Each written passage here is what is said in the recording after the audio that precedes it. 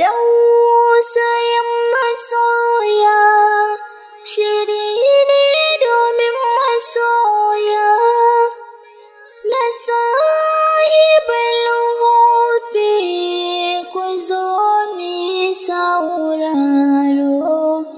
إن الحمد لله تعالى نحمده ونستعينه ونستغفره ونعوذ بالله تعالى من شرور أنفسنا ومن سيئات أعمالنا من يهده الله فلا مضل له ومن يضلل فلا هادي له وأشهد أن لا إله إلا الله وحده لا شريك له وأشهد أن محمدا عبده ورسوله. والسلام عليكم ورحمة الله وبركاته. كما yadda aka sani wannan gida mai albarka gida ne wanda yake kawo muku abubuwa musamman abin da ya shafi soyayya da kuma abin da ya shafi gidajen aure domin mu gudu tare mu kuma tsira tare.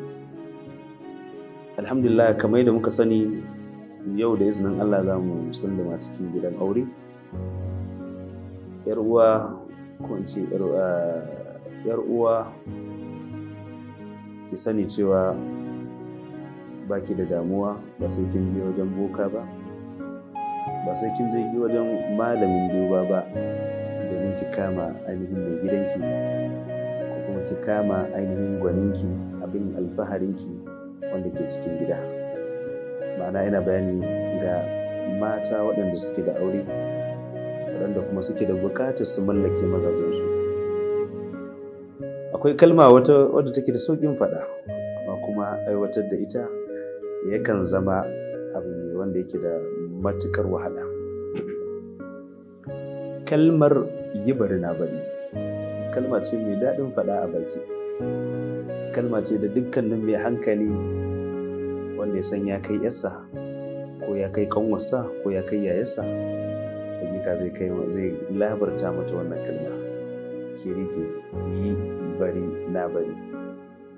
Amma sai dai kuma kannan namu da iyayen namu da wasu da dama ba su iya fahimtar kalmar ba sanya take ba.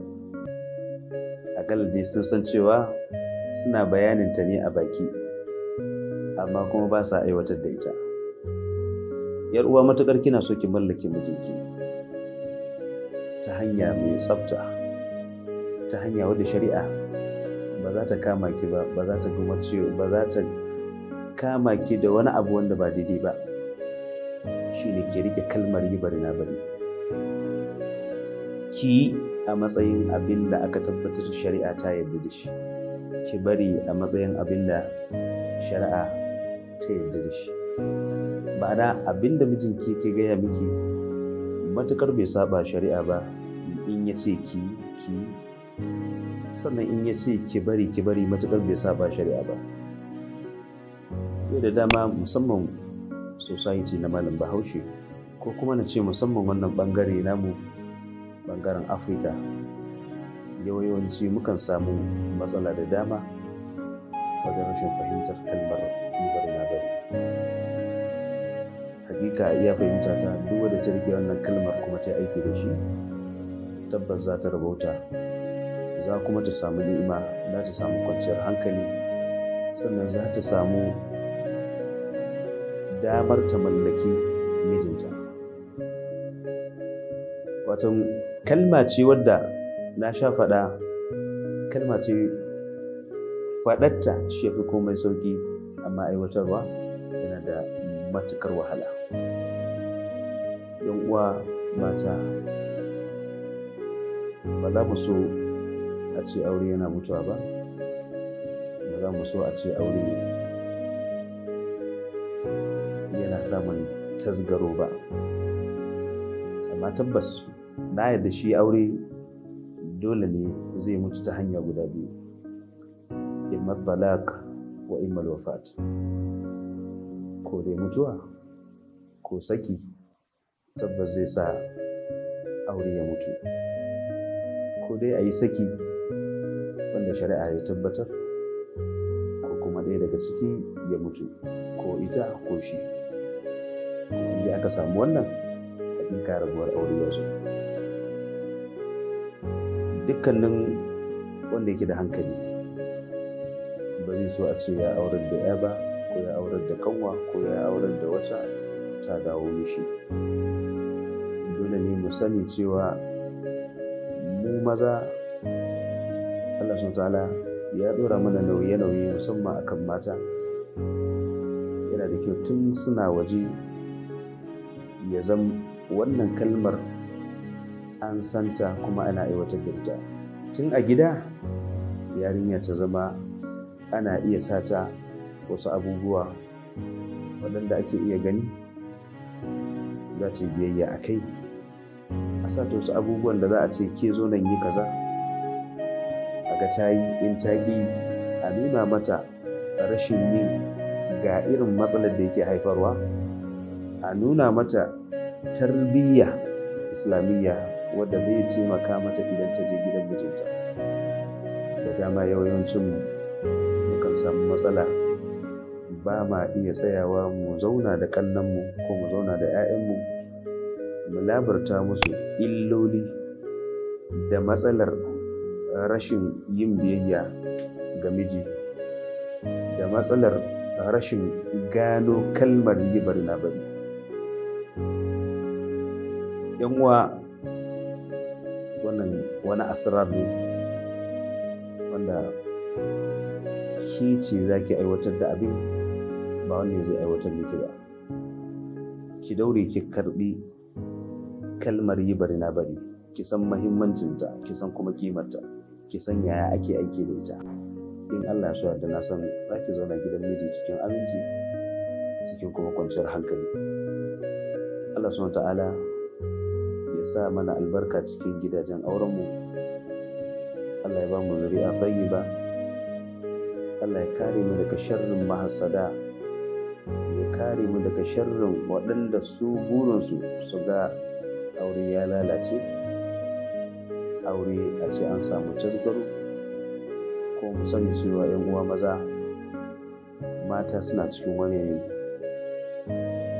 mata suna cikin wani yanayi a wannan marar. Yana da kyau in kana da kanwa, ko kana da mata, ko kana da 'yar uwa mace, ka dinga bibiya kana jin menene illa, menene abubuwan da ke damu su. Da dama magana ta gaskiya, 'yan uwanmu mata abin a jajinta musu, suna cikin matsala, suna cikin damuwa, wanda yau mun sani cewa da dama da akwai waɗanda yanayi ya sa sun shiga duniya wanda ba a san ransu ba, ba a san ran iyayensu ba, sai dai yanayi na ibtila'i na rayuwa. Su ma ko matan su gane cewa maza a wannan marar ana cikin matsala. Wasu jari ya kare, wasu daman wasu ne suke ɗauka suke basu, su ma waɗanda suke basu sun kare. A irin wannan lokaci ake fa gane soyayyar gaskiya, a irin wannan lokaci ake gane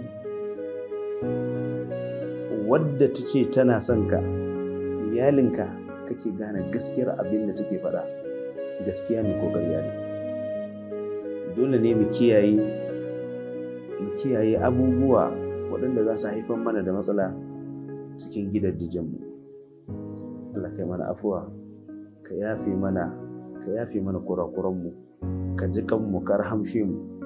Dan ba zan gushe ba gaskiya, ina roƙon Allah subhanahu ta'ala neman afuwarsa da yafiyarsa a matsayin mu na masu zunubai waɗanda ba mu da wani aiki da zai gani wanda sai dai rahamarsa.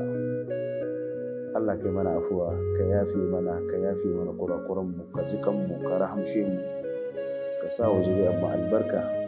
Dukkanin wani abu waɗanda muke yi ba daidai ba, Allah kai mana afuwa, Allah ka ji kanmu, ka rahamshe mu. Ina mana fatan alkhairi.